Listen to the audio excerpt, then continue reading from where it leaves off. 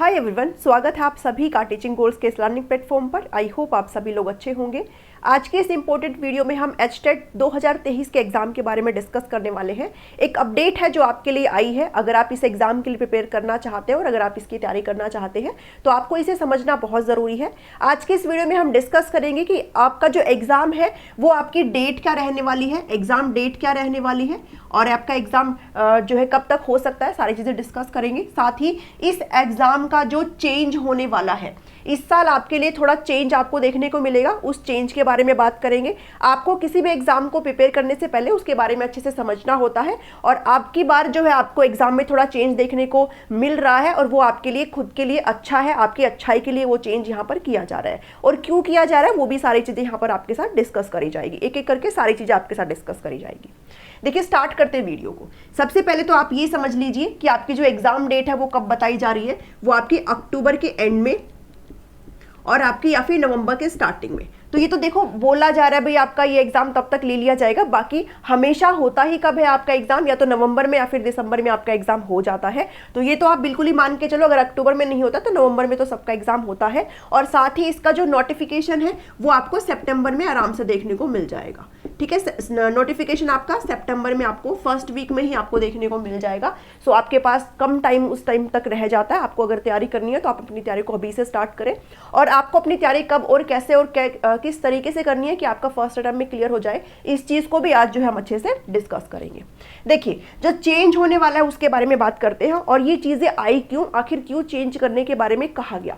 Friday को meeting हुई है बोर्ड मुख्यालय के अंदर, बहुत सारे लोगों ने उसमें पार्टिसिपेट लिया है और वहां पर जो चीजें डिस्कस करी गई वो आपकी चीजें वाकई में सही में सच ही डिस्कस करी गई है और वो चीज वाकई में सोचने वाली भी है कि कहा गया कि जो सीटेट का एग्जाम है उसमें ना जो पास परसेंटेज रहता है वो 20 से 25% रहता है।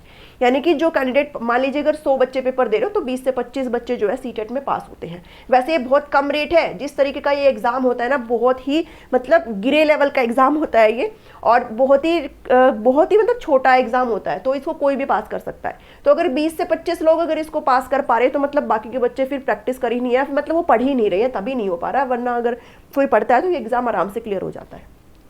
इसके कंपेयर में अगर एचटेट की बात करी जाए तो एचटेट के अंदर जो पास परसेंटेज है वो सिर्फ 5 से 6% का है।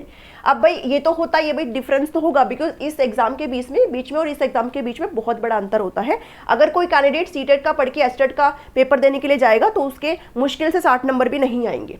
ठीक है, तो अगर एचटेट का एग्जाम देना है तो आपके लिए आपको जो है उसके लिए बहुत अच्छी से तैयारी करनी होती है। इसी चीज को सोचा गया भी आखिर क्यों सीटेट में 20 से 25% जो कैंडिडेट है वो पास हो जाते हैं और एचटेट में क्यों 5 से 6% लोग ही होते हैं। और वाकई में इसका जो पास परसेंटेज होता है वो बहुत कम होता है। मैंने बहुत सारे कैंडिडेट को देखा है, फॉर्म भरते रहते हैं, उनका पेपर पास नहीं होता। ठीक है, बट इसका मतलब ये नहीं है कि वो पढ़ रहे हैं तो पास नहीं होता। पेपर इतना भी डिफिकल्ट नहीं होता है कि पास ना हो। अगर बहुत सारे कैंडिडेट को होता है, मेरा भी हुआ है फर्स्ट अटेम्प्ट में, तो पेपर अगर आप पढ़ेंगे तो पास हो जाता है। इतना भी कुछ महाभारत नहीं है ये। बाकी डिफिकल्टीज तो होती हैं, अच्छे लेवल का पेपर होता है एचटेट। ठीक है, इसके लिए आपको बिल्कुल पढ़ना पड़ता है, बिना पढ़े किसी का पेपर यहाँ पर क्लियर नहीं होता। तो यहाँ पर ये डिसाइड किया गया भाई हमें कुछ तो चेंज करना पड़ेगा। तो यहाँ पर जो चेंज लेकर के आ रहे हैं इस साल क्या लेकर के आ रहे हैं कि आपका जो पाठ्यक्रम है उसको विस्तृत रूप में लाया जाएगा।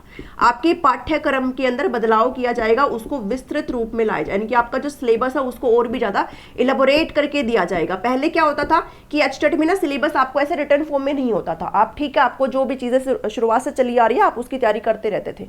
अब इस टाइम ऐसा आपको देखने को मिल सकता है भाई आपको टॉपिक्स वगैरह भी लिख के दे दें। और इसका मकसद ये है कि आपका जो पास परसेंटेज है उसको बढ़ाने का मकसद। भाई पहले जितने आपके 5 से 6% जो कैंडिडेट है वो पास होते थे, अभी इसको और बढ़ाने का मकसद है। सो हम यहाँ पर ये अज्यूम करके चल सकते हैं कि शायद आपको थोड़ा सा रिलैक्सेशन इसमें मिल जाए, आपको चीजें और भी थोड़ा अच्छे से समझ में आ जाए, आपको कहाँ से क्या पढ़ना है। ठीक है, ऐसा हम मान के चल रहे हैं। बाकी सारी चीजें यहाँ पर आपको तभी क्लियर होगी जब आपका क्या आएगा, नोटिफिकेशन आएगा। ठीक है, उस टाइम जैसे आपको नोटिफिकेशन आएगा सारी चीजें आपके साथ डिस्कस करी जाएगी। सो आप चैनल पर अगर नए हैं तो सब्सक्राइब कर लीजिए ताकि आपको अपडेट मिलती रहे, आपको नोटिफिकेशन मिलती रहे। प्रेस कर लीजिए बेल आइकन को, तो आपको यहाँ पर इलाबोरेट करके सारी चीजें दी जाएगी, आपको क्या क्या पढ़ना है। ये चेंज आपको अब की बार देखने को मिल रहा है जो कि पॉजिटिवली आपके लिए सही अच्छा ही होने वाला है। ठीक है, अभी बात करते हैं एग्जाम पैटर्न की। आप सभी को पता है, शायद पता भी होगा और किसी को नहीं भी पता हो, तो भाई 3 लेवल में आपकी परीक्षा होती है। 1st to 5th वाले जो टीचर बनते हैं उनकी एलिजिबिलिटी है, ये सिर्फ एक एलिजिबिलिटी एग्जाम है, सिर्फ एक पात्रता परीक्षा है, जो कि आपको अभी टीजीटी के एग्जाम हुए थे तो वो कौन देगा, वो सिर्फ वही देगा जिसने टीजीटी में एचटेट क्लियर किया हो। तो अगर आप हरियाणा में शिक्षक बनना चाहते हैं तो आपके पास एचटेट का सर्टिफिकेट होना चाहिए, ठीक है। अब इसमें क्या है कि पीजीटी, टीजीटी और पीआरटी सभी का जो है आपका, ये आपका लेवल 1 होता है, ये आपका लेवल 2 होता है और ये आपका लेवल 3 होता है, ठीक है। ये आपका पीजीटी लेवल के 9 to 12, ये आप सभी को पता होगा, ये 6 to 8 और ये 1 to 5 तक के टीचर्स के लिए होता है। 150 मार्क्स का होता है। आपका जो सिलेबस नहीं, आपका पैटर्न कैसे होता है, आपसे यहाँ पर सीडीपी 30 मार्क्स की पूछी जाती है। आपका हिंदी इंग्लिश यहाँ पर 30 मार्क्स का होता है। रीजनिंग मैथ्स जीके आपकी 30 मार्क्स की होती है। तो आपका जो जनरल सेक्शन है वो आपको यहाँ पर 90 नंबर दे करके जाता है और आपका जो सब्जेक्ट स्पेसिफिक है वो आपका 60 का हो जाता है। जिसमें अगर टीजीटी की बात करें तो आपका जो भी सब्जेक्ट है वो आपका 60 नंबर का पूछा जाए। अगर कोई हिंदी से भर रहा है तो उसका हिंदी आएगा यहाँ पर 60 नंबर का।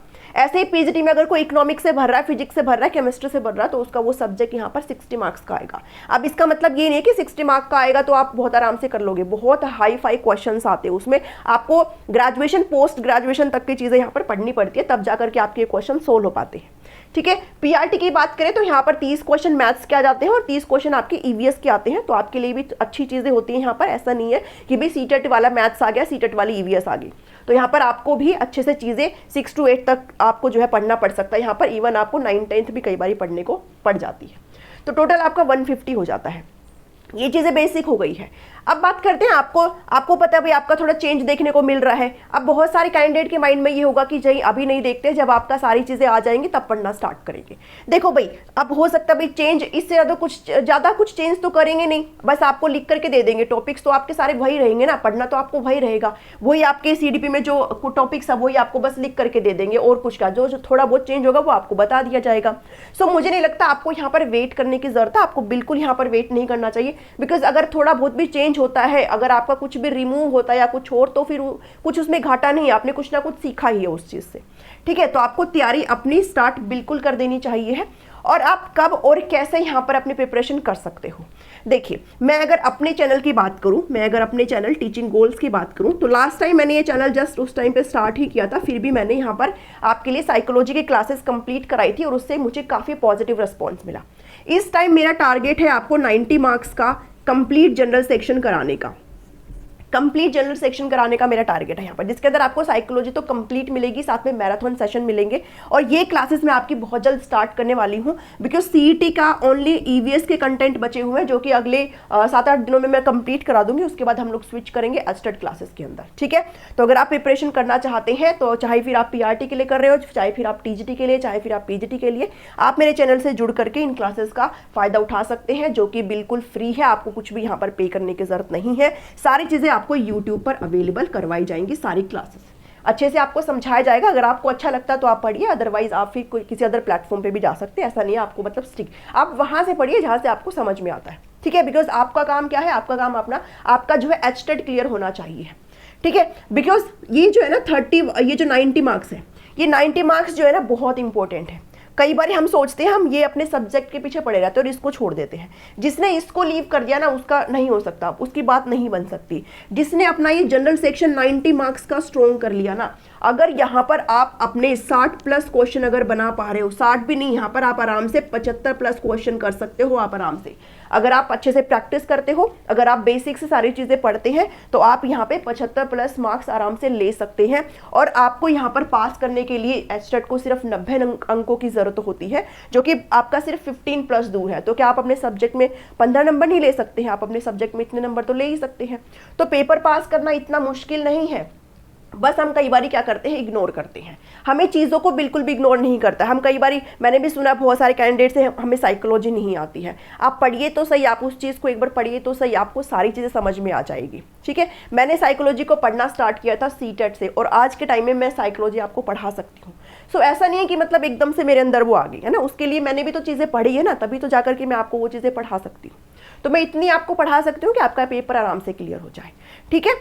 चलिए उसके अंदर अब आपको सारी ये चीज़ें देखनी है कि हम यहाँ पर टीचिंग गोल्स के हमारा जो चैनल है इसके अंदर हम सारी चीज़ें यहाँ पर क्लियर करेंगे, अच्छे से डिस्कस करेंगे और जैसे ही नोटिफिकेशन आएगा आपको सारी चीज़ें जो है आपको एक्सप्लेन कर दी जाएगी, आपकी एलिजिबिलिटी से लेकर के आपका कौन कौन इसमें अप्लाई कर सकता है, सारी चीज़ें, ठीक है। और एक वीडियो मैंने ऑलरेडी इस पर बनाई हुई है, अगर आपको वो देखनी है तो आप ज़रूर देखिए। उसके अंदर मैंने स्टार्टिंग से लेकर के एस्टेट होता क्या है वहाँ से लेकर के और आपके पेपर तक के ऊपर सारी चीज़ें कवर करी है, तो उस वीडियो को आप देख सकते हो अगर आप नए हैं, अगर आपको एस्टेट के बारे में नहीं पता है तो, ठीक है। आज की इस वीडियो में इतना ही है। आई होप आपको हेल्पफुल रहा होगा, चीज़ें पसंद आई तो इसको ज़रूर लाइक करें, शेयर कर दीजिए सभी के साथ और टीचिंग कॉल्स पर नए हैं तो इसे सब्सक्राइब करना बिल्कुल भी ना भूलें। मिलती हूँ नेक्स्ट वीडियो में। Thank you, thanks for watching me.